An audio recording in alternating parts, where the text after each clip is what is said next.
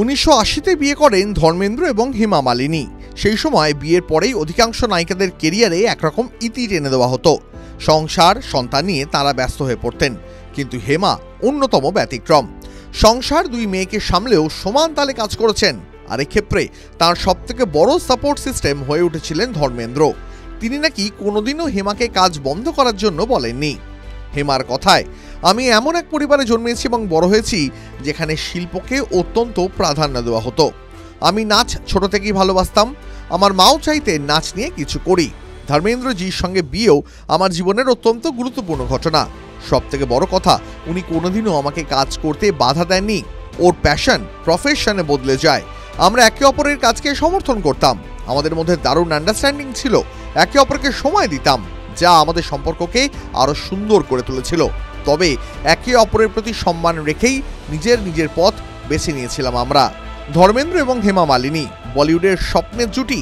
Onscreen তাদের chemistry বা offscreen তাদের দাম্পত্য সবটাই উপভোগ করেন সাধারণ দর্শক। কিন্তু এই জুটির বিয়ে নাকি একেবারেই সহজ ছিল না। সিমি গিরেওয়ালের একটি টেলিভিশন শোয়ে গিয়ে ধর্মেন্দ্রের সঙ্গে বিয়েটা যে কত কঠিন ছিল তা জানিয়েছিলেন হেমা। বাড়ির প্রবল আপত্তি সত্ত্বেও ধর্মেন্দ্রকে বিয়ে করেন হেমা। হেমা বলেন, ধর্মেন্দ্রকে যে সুন্দর দেখতে এটা সকলেই মানবেন, কিন্তু আমি ওর সঙ্গে শুধুমাত্র কাজ করতাম। বিয়ে করার পরিকল্পনা কোনোদিনই ছিল না। আমি ভাবতাম যদি বিয়ে করতেই হয় তবে ওর মতো কাউকে করব, ওকে নয়। অথচ সেটাই হলো। হেমা জানিয়েছেন তিনি ধর্মেন্দ্রর অত্যন্ত কাছের ছিলেন। তা নিয়ে বহু রটনা শুরু হয়। তখন একদিন হেমাই নাকি ধর্মেন্দ্রকে জানান এবার বিয়ে করতেই হবে। সঙ্গে সঙ্গে রাজি হয়েছেন ধর্মেন্দ্র।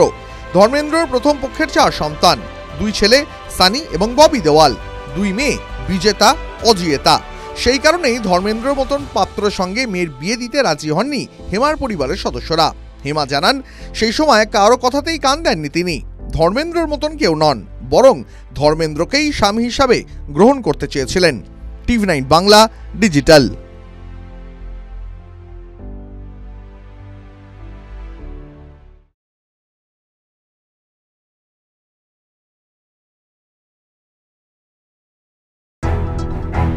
আবারও এসে গেল TV9 বাংলা ঘরের বায়োস্কোপ অ্যাওয়ার্ড।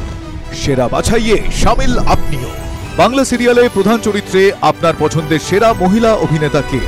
অপরাজিতা ঘোষ, চিরসখা; দিতিপ্রিয়া রায়, চিরদিনই তুমি যে আমার; সোনামণি সাহা, শুভ বিবাহ; রিখিয়া রায়চৌধুরী, ভিডিও বৌমা। tv9bangla.com/ঘরের বায়োস্কোপ সাইটে গিয়ে ভোট দিন প্রধান চরিত্রে আপনার পছন্দের সেরা মহিলা অভিনেতাকে। TV9 বাংলা ঘরের বায়োস্কোপ অ্যাওয়ার্ডস আসছে TV9 বাংলায়।